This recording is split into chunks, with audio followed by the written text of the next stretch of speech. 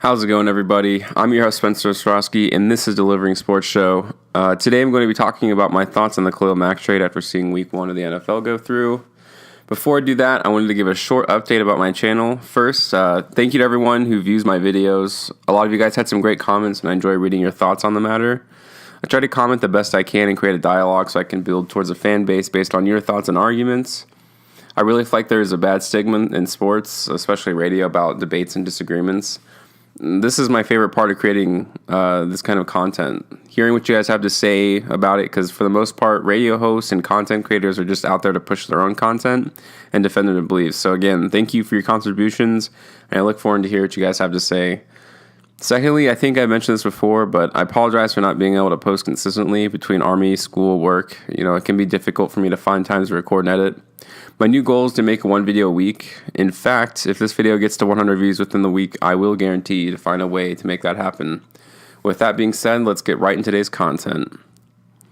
When Jon Gruden joined the Raiders, one of his main focal points and reasons of joining was Khalil Mack. He really enjoyed the way he played and dominated the game. In reality, he should have been Gruden's poster child for defense, effort, and passion. As camp began, things quickly changed. Gruden didn't say much about Mack not showing up to voluntary minicamps, but you could tell it really bothered him. In fact, he stated he hadn't been in contact with him at all at that point. Gruden began to face a strange challenge that he had not seen in football before this. This challenge, which I'm sure will not be the last, is the holdout. I wouldn't exactly call this movement strange because it makes sense. There are players who obviously want to get paid, and it bothers them that these teams are willing to not willing to pay them top dollar for their performances. The problem I have with it, and with a lot of other teams and coaches, obviously, is that it's hard to show the team commitment for a guy who isn't showing up to show his dedication. It creates rifts for the new guys, and especially the veterans who are showing up and putting in work. Just look at the Le'Veon Bell situation. His own offensive line is expressing their distaste for the situation, and Bell is taking it quite personally. So now when he does come back, you've created this strange chemistry problem between a running back and offensive line, which is one of the most important relationships in football. The situation can be juxtaposed against Odell Beckham Jr.'s situation. Odell was upset about not getting paid, and he knew the exact number of what he thought he was worth. The Giants organization was not exactly on the same page for the number, but the conversation never became volatile. When camp came around, Odell became a positive influence on the organization. He was performing well, and he was showing how bad he wanted the team to succeed, regardless of his contract negotiations. It's much easier for a team to pay a player $19 million when you can see him and interact with him on a daily basis. For Jon Gruden, this was an important part of team culture. As the weeks went by and Mack was missing the entire preseason, he became frustrated with the situation. He said he was not involved in the contract negotiations, but he must have been knowledgeable in the situation at the very least. When he found out Mack was planning to hold out into the regular season, he made his final decision in regards to trading Mack. He must have had a meeting with Reggie McKenzie and told him that he was done with the whole situation. Obviously, he wanted him on the team, but allowing this to go on to the regular season, especially when he was already on contract for the season, it would have set a bad example for everyone on the team. Gruden plays team culture to the highest regard and traded away the Raiders' best player. I think everyone's first thought in terms of the trade was a very bad look on the Raiders organization. Anytime a team that trades away their star player will always look like the bad team. The only exception to this rule would be the Celtics and the Paul Pierce-Kevin Garnett trade that was probably gone down as like the most one-sided trade in sports history. But other than that, I believe that every situation is unique. So let's delve into this trade. The Bears gave up first-round picks in the 2019 and 2020, and a third-round pick in the 2020 and sixth-round pick in 2019 season. In return, the Bears obviously received Khalil Mack, as well as a second-rounder in 2019 and a conditional fifth round in 2020. As expected, a precondition of this trade would be that the team that acquired Mack would extend him to a record deal.